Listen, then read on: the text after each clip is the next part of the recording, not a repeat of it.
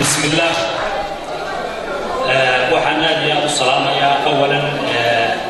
dadka jaaliyada ka tirsan ee soo dhaweeyay safiirkooda anigoo ku salaamaya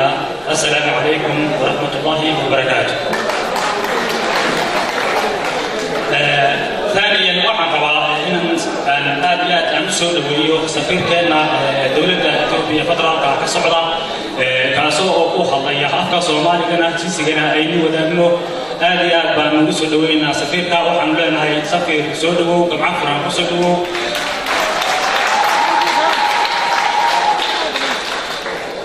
waxaa kale oo aan rabaa halkan inaan maartay maanta aan aad iyo aad uga hadlo oo ugu yeelatay qiiro gaar ah maadaama oo xilligii aan yaraa ama aan wax baran jiray aan moodo calanka isaga heestii aan qaadi jiray isagoo binaha la bedelay aan moodo caawa inuu meesha ka muuqda dibna loo soo celiyay waxaan rabaa inaan ka hadlo horta dadku inay wax wada ammaanaan mar walba ma fiicnaa daliil wax walba waa yeelan karaa daliishaas aan kulli ku saabnayn baan maraynayaa gadaafo iyo garaafo wax loo geysanayo dadka waxaan moodaa in geeska Afrika ay ka furantay furfurnaan ka timid dowladda Itoobiya iyo ilaa daadgeena madaxweynaha Cabdi Maxamed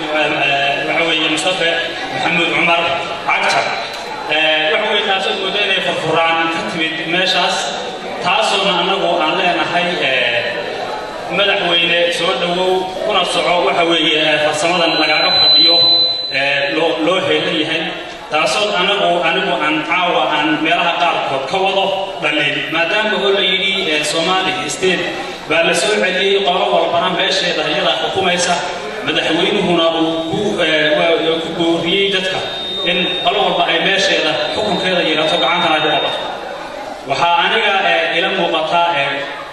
degmada la yiraahdo Gursum ee ka tirsan gobolka Faafan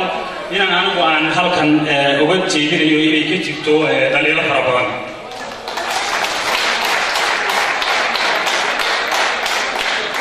dhaliishaas oo ka hor imanaysa madaxweynuhu codkii uu ku hadlay iyo wixii la isku raacay kullay ergadii loo diray ayay eedaashay dusha ka fuulaysaa waxaana halkaa ka jirta in maamulkeedii si qaldan loo agaasimay waxaanu leenahay inta ay qusayso iyo madaxweynaha iyo cid walba oo meesha ku leh waxa weeye inay gacan ka geysato inay halkaa waxa weeye si toosa iyo si dadbanba wax looga qabto lana soo celiyo waxa weeye wixii madaxweynuhu yidhi haddii la daayay xoogsi iyo waxa weeye in la joojuubo laga baxay waa in loo soo noqdaa oo waxa weeye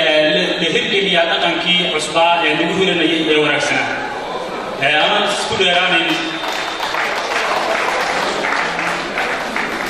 أنا أقول لراني إن وحاجة لهم بعد علينا تدخل جالين جا كترسن